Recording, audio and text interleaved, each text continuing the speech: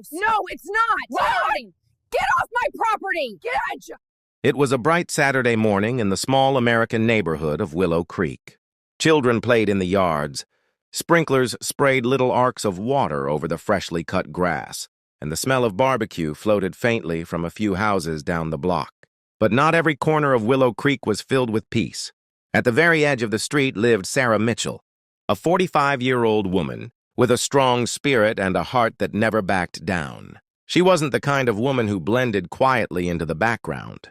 She wore her favorite pink suit, carried herself with authority, and whenever she walked her loyal brown dog, Max, she held the leash firmly in her right hand like a commander holding the reins of an army. Sarah was known for her kindness, yes, but also for her temper. And today, her patience was about to be tested like never before.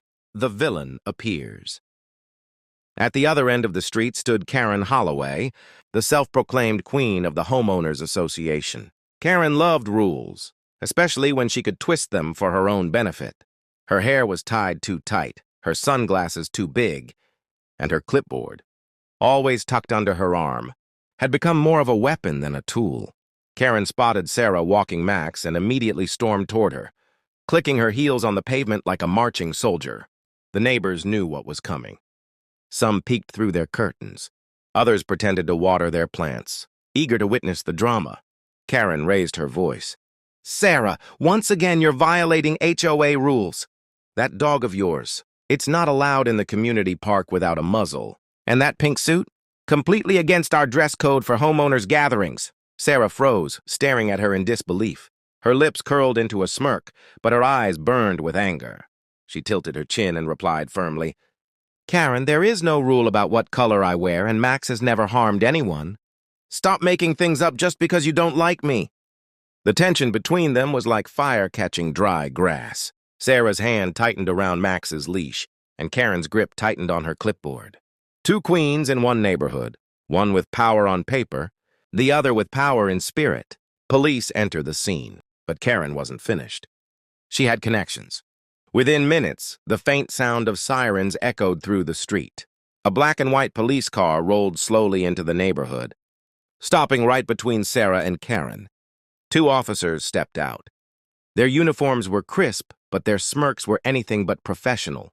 Instead of taking the situation seriously, they laughed under their breath as they walked closer. "Ah, here we go again," one officer said, nudging his partner. "Sarah and her pink crusade." The second officer chuckled, looking directly at Sarah. "Well, well. What's the problem this time? Pink too bright? Dog too barky?" The neighbors laughed quietly, covering their mouths. But the officers weren't laughing with Sarah. They were laughing at her. Sarah's face flushed red with rage. Her voice shook with fury as she spoke. "Do your job. This woman is harassing me daily with fake rules and you think it's funny?" But the cops ignored her plea. One leaned against the hood of the car, arms crossed, grinning. The other flipped open a small notepad as if mocking Karen's clipboard. Karen smirked in victory, whispering loud enough for Sarah to hear, "See? Even the police know you're a troublemaker." Sarah's reaction. Sarah's patience snapped like a rope pulled too tight. She stepped forward, her dog Max growling softly at her side. Her voice boomed across the quiet street. "You think you can humiliate me?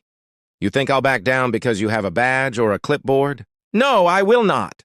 Her anger wasn't wild. It was sharp, controlled, like a sword being unsheathed. She pointed at the officers. "You laugh today, but when the truth comes out, when everyone sees what you've been doing, you'll be the ones answering questions, not me." The officers stopped laughing for just a second, glancing at each other. They weren't used to being confronted so boldly. But Sarah didn't wait for them to reply. She turned back toward Karen. "Write your fake rules. Call your friends. Bring your police. Do whatever you want. But I promise you, Karen, you will regret underestimating me." Neighbors' reactions. Gasps echoed from the houses. People whispered behind fences, hiding their smiles. For the first time, someone had stood up to Karen and her corrupt friends. One elderly neighbor muttered, "About time somebody put Karen in her place." Another whispered, "But do you think Sarah can really win against the HOA and the police?" Doubt hung in the air, but so did admiration. Sarah wasn't just fighting for herself. She was fighting for every neighbor. who had been bullied by Karen's so-called rules. The BBQ scene. That evening, Sarah decided not to hide. She set up a large barbecue grill in her yard. The smell of sizzling meat filled the neighborhood. Max barked happily, wagging his tail, as Sarah flipped burgers in her bright pink apron. It was her way of sending a message. I'm not afraid of you. Karen, of course, appeared again, dragging 2 officers along with her. This time, the scene was even louder. Karen shouted, "Sarah! Open flames are against HOA regulations after 6 p.m. And that smell, it's disturbing the peace." The police chuckled again, watching Sarah with mocking eyes. One officer added, "Maybe she's trying to smoke us out with those burgers." The neighbors, however, gathered around the fence. Some cheered quietly, others filmed on their phones. Sarah slammed the grill lid shut, sparks flying into the air. She stepped forward, pointing her spatula like a weapon. "This is my home, my yard, my right, and if you think you can scare me with fake rules and laughter, you don't know me at all." Her voice echoed across the block. Max barked twice as if to emphasize her words. The buildup of war. By now, it wasn't just a disagreement, and it was war. Sarah versus Karen, spirit versus corruption, and the whole neighborhood was watching. Karen clenched her teeth, furious that Sarah wouldn't break. The police officers chuckled nervously, realizing this wasn't going to be easy entertainment anymore. Sarah's eyes burned with determination. She wasn't just defending herself. She was fighting for justice, for dignity, for the right to live without fear in her own neighborhood. And deep down, everyone knew this was only the beginning. The smell of barbecue still lingered in the air long after the grill had cooled. But the tension in Willow Creek was hotter than ever. Sarah had drawn a line in the sand. She had stood against Karen, against the HOA, even against the police. And once you take a stand like that, there is no going back. Karen's counterattack. The very next morning, Sarah woke up to the sound of knocking. Not polite knocking, pounding. She opened her door to find Karen standing there, clipboard in hand, flanked by the same 2 laughing officers. Karen's lips curved into a cruel smile. "Sarah Mitchell," she announced. "You are being fined for multiple HOA violations. Unauthorized barbecue, improper attire, and failure to comply with pet safety regulations. Your total fine is, say $500. She held out the paper like it was a royal decree. Sarah snatched it from her hand and tore it in half without even reading. The pieces floated to the ground. "Your fake rules mean nothing to me," she said coldly. The officers chuckled, one of them adding, "Well, looks like someone's going to jail soon if she doesn't pay up." Sarah's eyes narrowed. She didn't flinch, didn't back away. Instead, she stepped closer, her voice low but powerful. "Try it, I dare you. You'll see what happens." Karen's smile faltered for the first time. The officers shifted uncomfortably. There was something in Sarah's tone, an iron will that couldn't be bent. Gathering of the neighbors. Later that evening, something unusual happened. Neighbors began to show up at Sarah's house, one by one. First came Mr. Lopez, the elderly man from across the street. Then came Maria, a single mother who had been fined by Karen for leaving her kids' bikes on the sidewalk. Soon, more and more gathered, until Sarah's living room was full. They spoke in hushed tones, but their words were filled with fire. "Sarah," Maria said, "we're tired of Karen. She makes up rules, threatens us, and now she's dragging the police into it. You're the only one brave enough to stand up to her." Mr. Lopez nodded. "She fined me $300 because my grass was too long." "It was 2 inches," another neighbor added. "She threatened to evict me because I painted my shutters blue instead of beige." Sarah listened carefully. For the first time, she realized she wasn't alone. This wasn't just her fight. It was the neighborhood's fight. She stood, her pink suit glowing under the warm lamplight. "Then it's time we stop being silent.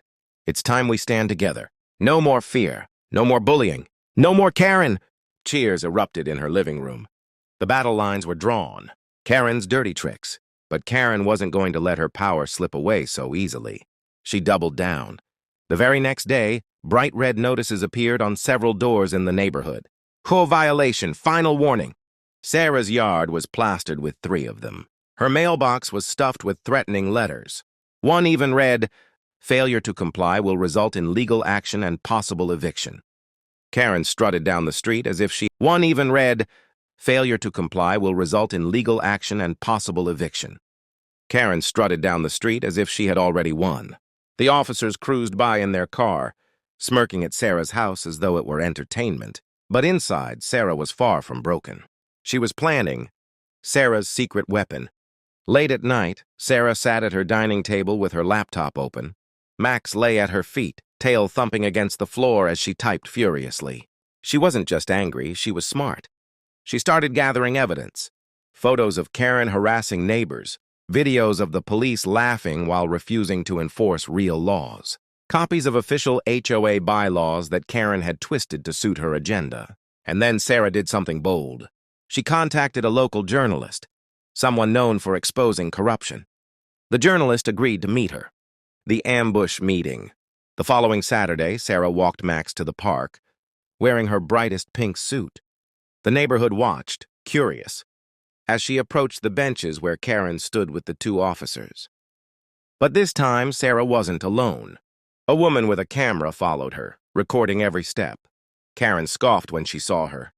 "Really, Sarah? Bringing your little friend to film your breakdown?" The officers chuckled, one whispering to the other. "This is gonna be good." Sarah ignored them. She raised her voice so the whole park could hear. "Neighbors of Willow Creek. For too long we've lived under fake rules and corruption. For too long we've been silenced. But no more!" The camera zoomed in on Karen's shocked face. The officers froze, realizing they were being recorded. Sarah stepped forward, holding up a printed copy of the real HOA bylaws. She read aloud. "Pets are allowed in common areas as long as they are leashed. Not muzzled, leashed. I have complied." She flipped the page. "Outdoor cooking is allowed until 9 p.m., not 6 p.m. 9.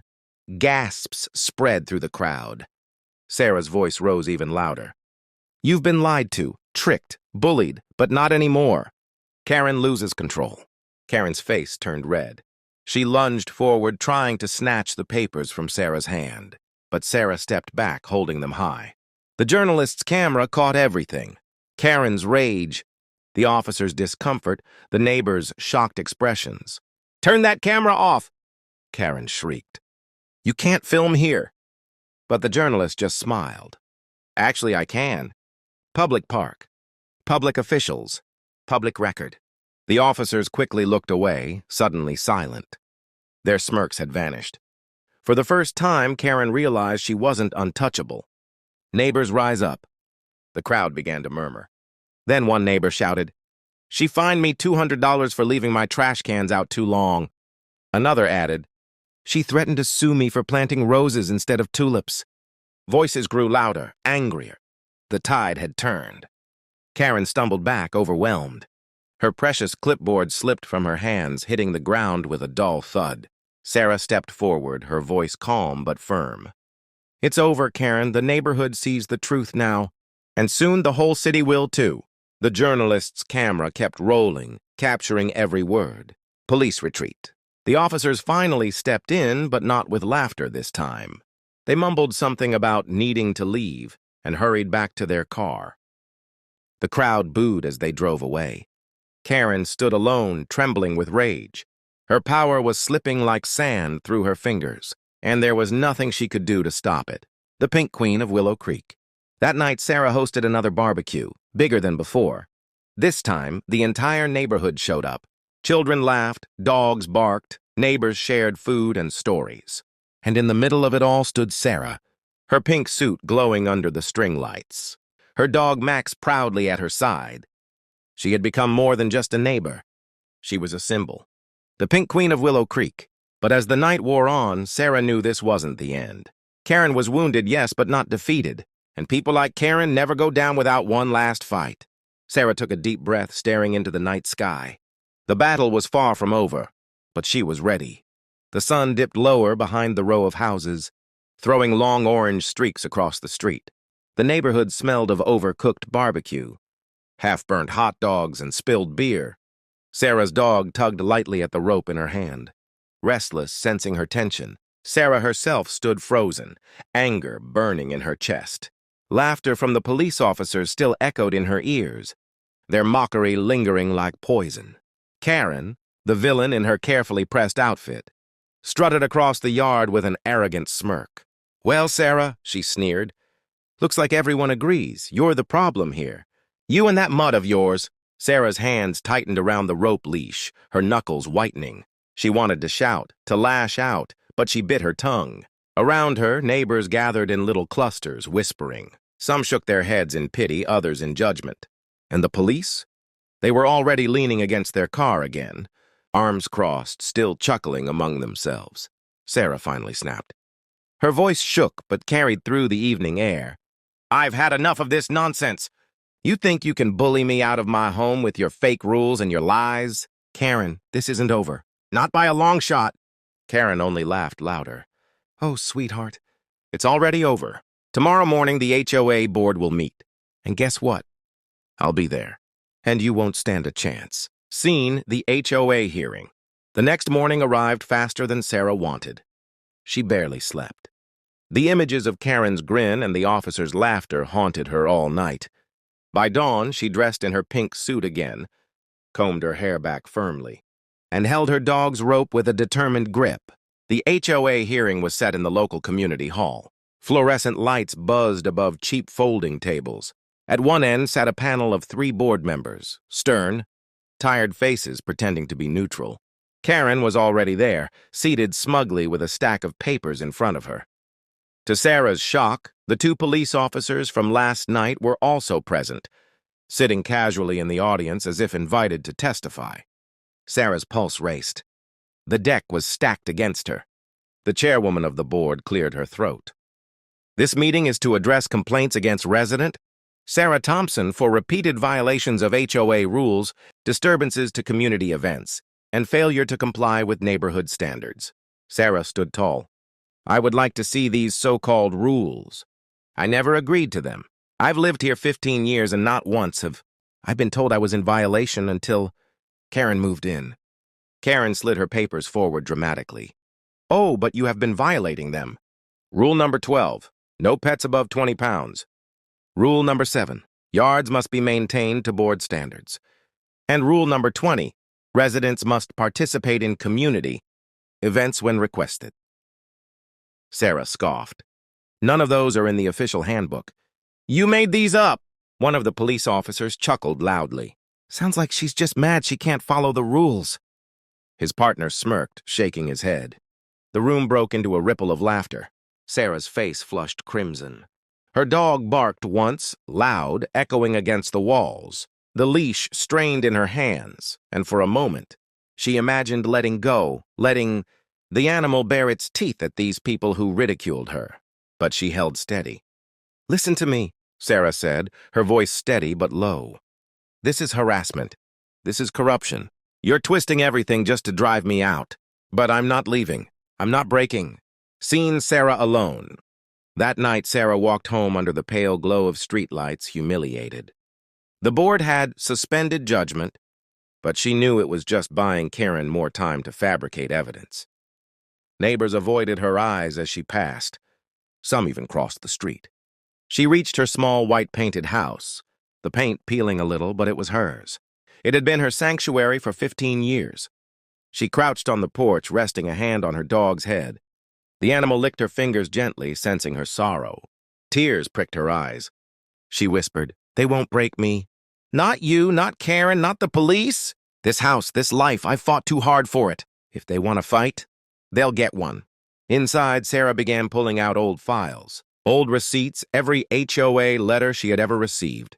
She spread them across the table, candles burning into the night. She wrote down names, dates, incidents. Slowly, methodically, she started to build her own case.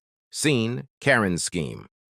Meanwhile, across the neighborhood, Karen threw a celebration. Her backyard buzzed with neighbors, the corrupt police officers among them. Drinks clinked, music blared, laughter filled the night. Karen raised her glass.